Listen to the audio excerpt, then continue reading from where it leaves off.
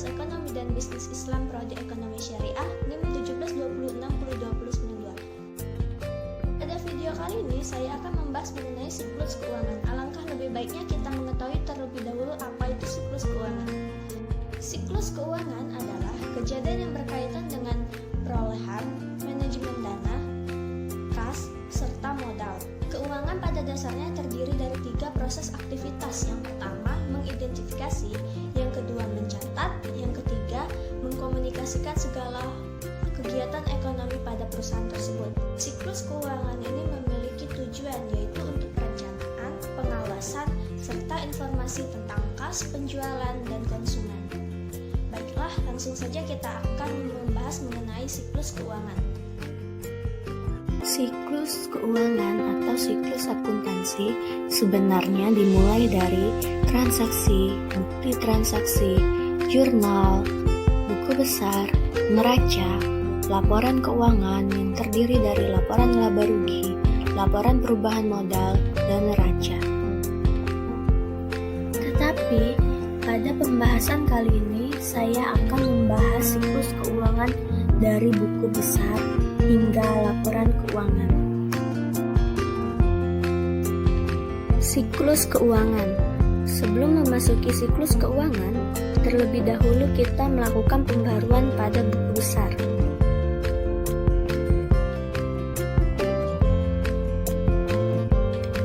Sistem buku besar dalam perusahaan memiliki peranan yang penting dalam sistem informasi akuntansi atau SIA pada perusahaan. Maka dari itu, sistem buku besar harus didesain sehingga menghasilkan laporan periodik yang teratur untuk memenuhi kebutuhan pemakai. Siklus keuangan yang pertama yaitu perbarui buku besar. Aktivitas memperbarui buku besar terdiri dari memasukkan ayat jurnal yang berasal dari 2 sumber, yaitu 1. Subsistem akuntansi, yang kedua bendahara. Ayat jurnal untuk memperbarui buku besar dapat didokumentasikan dalam sebuah formulir yang disebut sebagai voucher jurnal.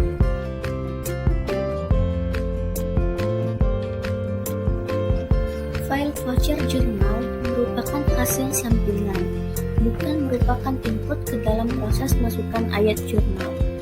File voucher jurnal membentuk bagian penting dari jejak audit. Siklus yang kedua adalah memasukkan ayat jurnal penyesuaian. Ayat jurnal penyesuaian ini berasal dari kantor controller setelah neraca saldo awal dibuat. Neraca saldo adalah laporan yang mencantumkan saldo-saldo dari semua akun buku besar. Ayat jurnal penyesuaian terbagi dalam 5 kategori dasar, yaitu 1. Akrual. Jurnal pada akhir periode akuntansi mencerminkan berbagai kegiatan yang terjadi tetapi kas belum diterima atau dikeluarkan. Kategori dasar yang kedua yaitu pembayaran di muka. Jurnal yang dibuat pada akhir periode akuntansi untuk mencerminkan pertukaran kas sebelum pertukaran kinerja terkait. Selanjutnya, kategori dasar yang ketiga yaitu perkiraan. Jurnal yang mencerminkan sebagian dari biaya yang terjadi selama beberapa periode akuntansi. Kategori dasar yang keempat yaitu penilaian ulang. Pada penilaian ulang ini, jurnal yang dibuat untuk mencerminkan perbedaan nilai yang sesungguhnya dengan yang dicatat atas suatu aset. Kategori dasar yang terakhir yaitu perbaikan. Pada perbaikan, jurnal yang dibuat berfungsi untuk meniadakan pengaruh kesalahan yang ditemukan dalam buku besar. Siklus yang selanjutnya yaitu membuat laporan keuangan. Pembuatan laporan keuangan meliputi laporan posisi keuangan, laporan laba rugi komprehensif, laporan arus kas, laporan perubahan modal, dan yang terakhir catatan atas laporan keuangan.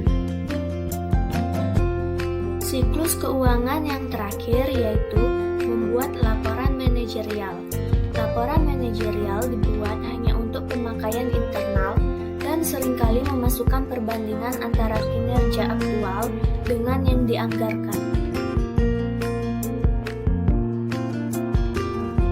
Masih pada bagian membuat laporan manajerial, di sini terdapat beberapa anggaran dibuat untuk perencanaan dan pengevaluasian kinerja. 1. Anggaran operasional yang menyajikan pendataan dan pengeluaran yang direncanakan untuk setiap unit organisasi. Anggaran yang kedua yaitu anggaran pengeluaran modal. Pada anggaran pengeluaran modal ini menyajikan perkiraan aliran kas masuk dan kas keluar untuk setiap proyek.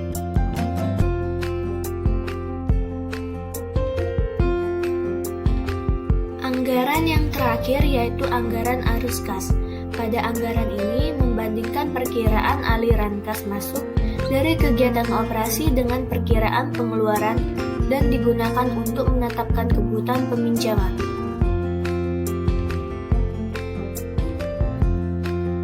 Di sini terdapat contoh isi laporan pengendalian buku besar menurut Romey. Yang pertama, daftar voucher jurnal berdasarkan urutan nomor akun atau tanggal. Yang kedua, daftar saldo akun buku besar. Selanjutnya, saya akan membahas mengenai pengendalian tujuan, ancaman, serta prosedur. Tujuan pengendalian dalam sistem buku besar dan pelaporan yaitu 1. Semua pembaruan diotorisasi dengan benar. 2. Semua transaksi yang dicatat valid. Tujuan pengendalian yang ketiga yaitu semua transaksi yang valid dan disahkan telah dicatat. Yang keempat, semua transaksi dicatat dengan akurat. Tujuan pengendalian dalam sistem buku besar yang kelima yaitu data buku besar dijaga dari kehilangan ataupun pencurian. Dan yang terakhir, aktivitas sistem buku dilaksanakan secara efisien dan efektif. Dalam melaksanakan proses atau aktivitas dari sistem buku besar dan pelaporan, terdapat beberapa ancaman, di antaranya 1. Kesalahan-kesalahan.